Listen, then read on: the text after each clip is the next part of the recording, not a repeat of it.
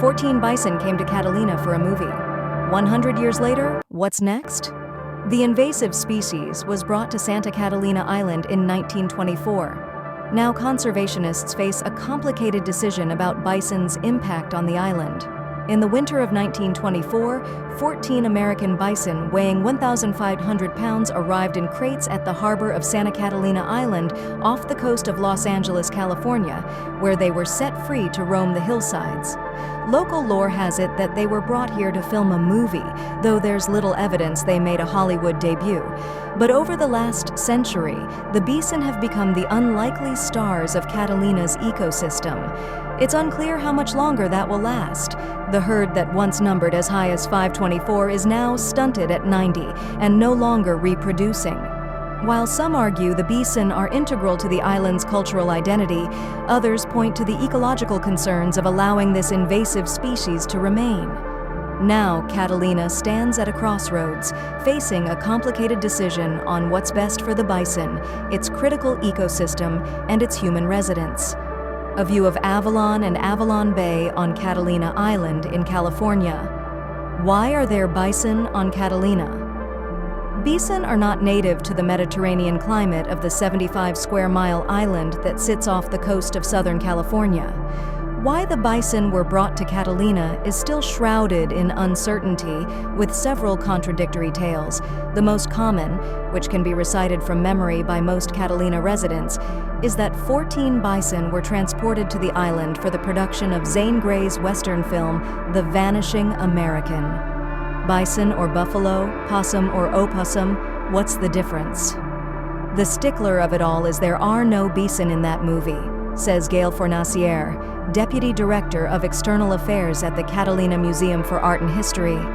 The story for a long time was, the bison scenes must have made the cutting room floor. But a good chunk of that movie was filmed in Arizona, so it doesn't make any sense. Still more theories abound. In 1938, the Catalina Islander recounted the famous stampede scene in another Grey movie, The Thundering Herd, claiming it was captured on Catalina. However, a 1925 New York Times article says the scene was filmed in Yellowstone National Park. Neither can be confirmed as the film reels remain missing to this day.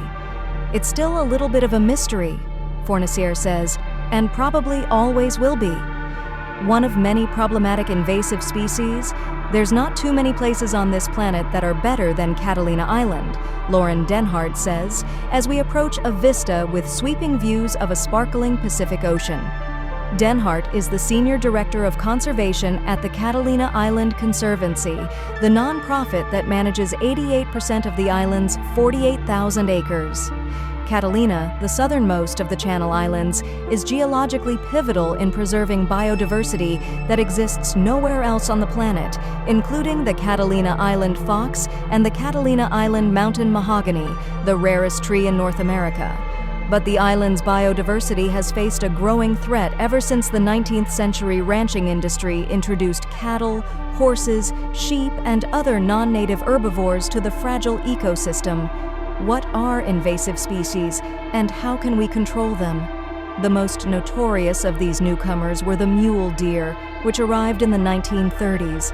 The deer, which are managed by the California Department of Fish and Wildlife, CDFW, are wildly overpopulated and suffering from dwindling resources, while in turn causing extensive habitat destruction and threatening the island's unique and endangered species. The Conservancy initiated a plan in 1990 that eradicated 12,000 feral pigs from the island and 8,000 feral goats by 2004. Recently, the Conservancy proposed a similar plan, still being reviewed by the CDFW, to kill the island's 1,800 deer as a last resort under a major restoration project. But one ungulate remains unaddressed on the island, the bison. And their future is a little more uncertain. An on-again, off-again relationship. When William Wrigley Jr., the chewing gum mogul and owner of the Chicago Cubs, purchased Catalina Island in 1919, he invested millions to make it a premium resort destination with a vision for what he referred to as a playground for all. After it was agreed the bison would remain on the island, he acquired 10 more in 1934. As the herd grew, so did the enthusiasm from island residents who revered. The 1950s, stores sold gold-painted bison dung referred to as buffalo chips, and in the 1970s, bartender Michael Hoffler of Two Harbors is credited with inventing the buffalo milk cocktail.